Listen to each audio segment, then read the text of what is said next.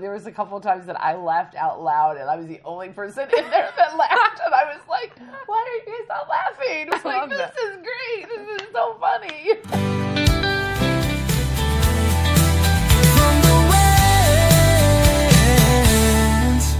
From the winds. Hi, I'm Reba Hervis, Artistic Director at Overshadowed Theatrical Productions.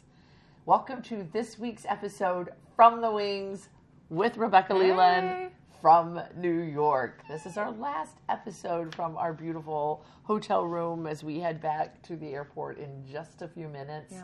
But last time we were here, when we got to the airport, there was absolutely no room to film, and so we decided we'd just squeeze it in. The light's really good coming in from our beautiful window that you can actually see the Hudson River out there. Stunning. And so it's really gorgeous. We really had a great time. Last night we went to see Little Shop of Horrors, Little Shop of Terror. So we will link the episode below that we talked about this with Angelo. And that's actually the whole reason that we came, because two of your favorite people were in this. In case there's anybody out there who did not know the story of Little Shop of Horrors, like me. Yeah. What is Little Shop about? Little Shop of Horrors. It starts out with this guy named Seymour who's working in this shop. And it's a little shop that's not doing very well because it's on Skid Row, and who's buying flowers on Skid Row? They just have doo-wop girls singing about it. That's all they have. Just out there, and he finds this plant. Seymour finds this plant, and it's very unique, and they're like, we put it in the window, someone will come. And someone comes, and they start to have success. But the plant is failing. Some days it looks really good, and some days it looks pitiful. So what happens? And so what does he do? He accidentally pricks himself on a thorn, and there's blood, and Audrey's like, oh, blood. Like, and he opens the plant, like opens like a Venus flytrap, and Seymour's like, oh, this is what you want? Like, okay, I guess. Only this one time, and gives him a couple drops. And Audrey is very happy. Yep. Very happy. All downhill from there. Yes. A lot of craziness, a lot of selling your soul vibes. And that's kind of the synopsis. It's a blood-eating plant, just normal. Yeah, just normal. I knew that was kind of the gist of the story from talking to people and, not living under a rock. Mm-hmm. But I'd never actually seen it. I thought it was campy and quirky, and the songs are okay. I don't think they were as memorable as I thought they were going to be. Okay. Do you think it's because it was too, not hyped, but, because the audience was there for it, like... it definitely has a cult following, right? And cult's probably the right word, too. Yeah, yes, a campy cult, for sure. Yeah. So do you think they was like, oh, you're like, come on, like, it was good, but it wasn't that good? Or, like, just because it's so well-known, you're like... I think it's just because it's well-known. It's got Suddenly Seymour, and it's got all the doo-wop songs. Somewhere That's Green. It was okay. It was okay. Yeah. What did you think about the acting, singing choreography? Yeah. So, I guess in that order. And in that, yes, you need to talk about your people. Yes. So Elizabeth Gillies and Milo Manheim, they were fantastic. I thought they were perfect. I thought he was phenomenal. He played it so physically. It gave off Jerry Lewis. Oh, 100%. I didn't think about that until just now, but yes. I loved him. Yeah. I thought he was phenomenal. The vibrancy and the happy on his face. He's talking to people on the front row, and at first I thought, well, maybe he knows that little girl he hugged, and then I was like, no, he went down the row and he was talking to other people. I don't think so. I think he was just in it to be like, I know you guys are fans, and I loved my fans, and so thank you for enjoying us. I love it when actors love their fans, and they just are so appreciative, and there's that energy that is a connection between what they're doing on stage and what the audience is doing. Yeah. Elizabeth Gillies, she was less for the acting for me. Less believable. Her vocals were really great. Her singing vocals were really great. She hit some really great notes. But I feel like there was just something I was missing. But her comedic timing was actually pretty good too. I loved the way that like we talked about in the first one, where there is a lot of funny in this show, and it's meant to be like the big ginormous 12-inch and TV, and it came through. So I think like she definitely understood the show. I just wish, I don't know, there's like something missing there maybe for me. Amazing chemistry between them, like definitely different than Hadestown, when we were like, do you guys know that you were supposed to be in love? You know what I mean? Like this one, you definitely felt it. They worked really well together, and it was funny because like there was this part where Seymour and Audrey kiss. And they kissed. And they went at it. That part, I was like, wow, oh, they're still going, kind of thing. And still going. Right. And they might still be going now. So overall, like, the acting, it sold it. And all the other characters were just phenomenal. Mr. Rusnak, and then the dentist was phenomenal. Yeah. He played it the way he was supposed to. Yeah, so if you watch our other YouTube episode that we will try to link down at the bottom of this, we talked about the difference in the way the dentist is played and the way it was played in the movie by Steve Martin versus other people. And she leaned over to me halfway through and she said, no, this is it. Because he played it very funny. He wasn't creepy at all. He was funny. And I do like, sometimes you wonder as a Christian, because obviously the dentist is abusive to the girlfriend. Yeah. And that is part of the reason that he is like, evil is going to get it, right? Yeah. And when you're watching him and you hear that as a Christian, you're like, oh, I want to hear about the fact that guys hit their girlfriends or that they do bad things to the girl. But I think in this instance, it's what makes him evil, right? And so you have to, I think it's okay to talk about the fact that there are things that are bad in the world as long as we're not glorifying them. And I don't think this was glorified in any way, shape, or form. So even though it's a hard topic, I don't think it was offensive to me. I agree. The set was great. We saw it Off-Broadway, and I know we've talked a little bit before about the difference between Off-Broadway and Broadway, because it was actually, we're in the heart of Times Square. Like, all the theaters have been very, very close to us. Yeah. And this one was the closest. And so we actually made the comment to say, wow, the one Off-Broadway show that we're seeing is the one that's actually closest to us. But that's because the definition of Off-Broadway is a theater that's less than 500 seats. And so it can still be right in the heart of everything, but not be on Broadway with a massive theater. So this was Off-Broadway. It's a very tiny theater, probably has 499 seats, right? Exactly.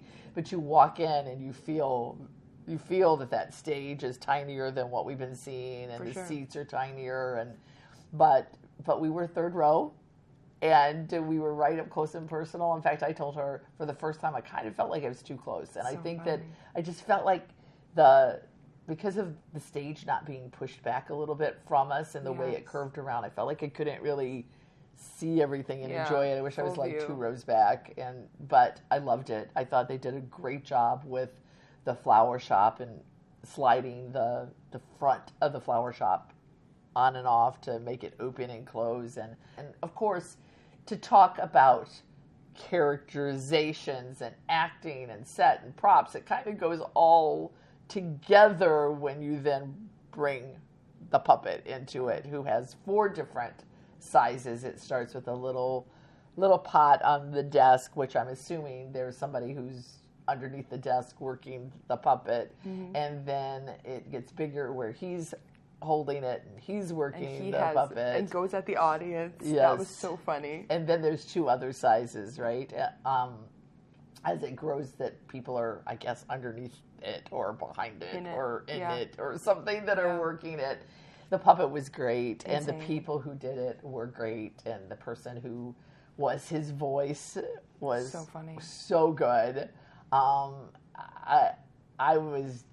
I loved it. I loved all of that. I thought it was just very, very cleverly done and done very, very well. It was, you kind of like the plant. Yes, right. You kind of like it, and the plant only wants good things for Seymour, and he's our underdog. And until the plant doesn't, until he doesn't, right? The one thing that you said they've never done before, which was something I thought was super fun with the puppet and other people, was, do you know what I'm talking about? No. that they kept spitting things at us. Yes, things came out of her It mouth. was so fun. Like at one time they threw money at us, not the puppet obviously, but they did. They dropped money, but then they asked it for it all back. So funny. And I was like, wow. I really wanted one of those fake dollars, but they asked for it all back. But then they also threw confetti at us at the end, like came out of the puppet's mouth, and bouncy balls. Bouncy balls. I mean, So funny. that was fun. And spit. They did Wow. that. The dentist. Yes.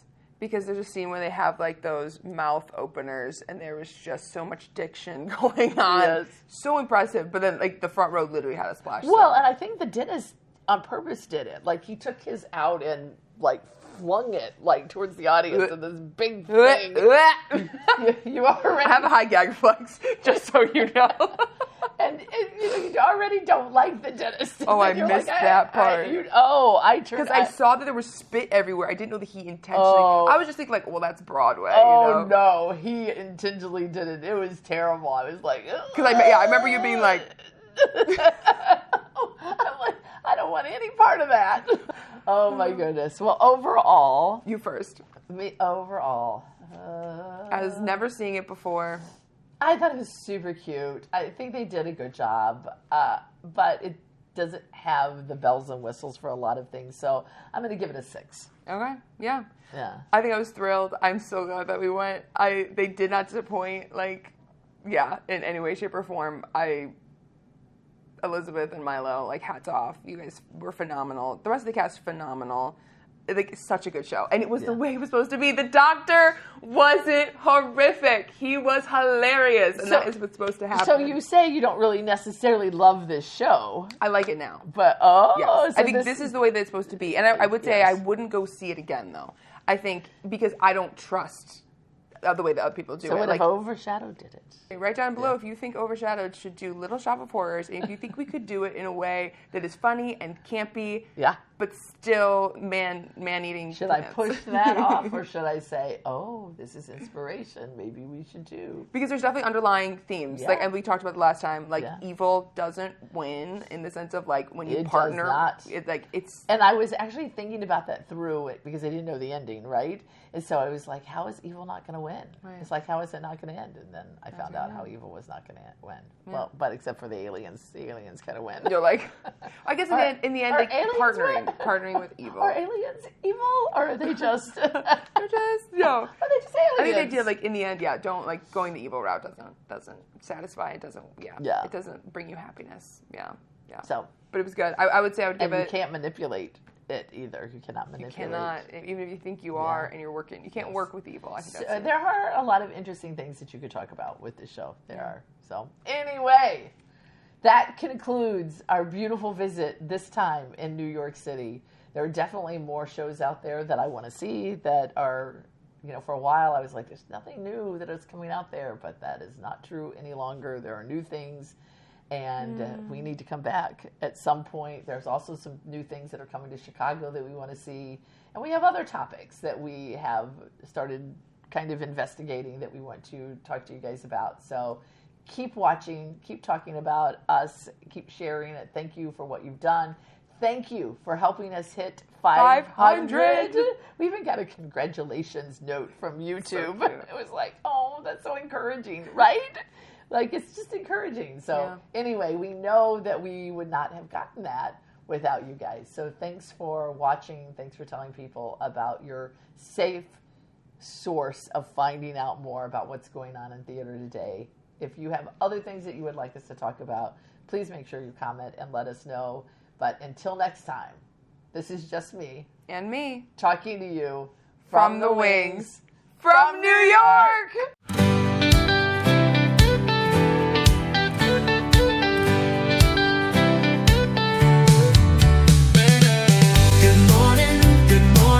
It's me and me from the wings.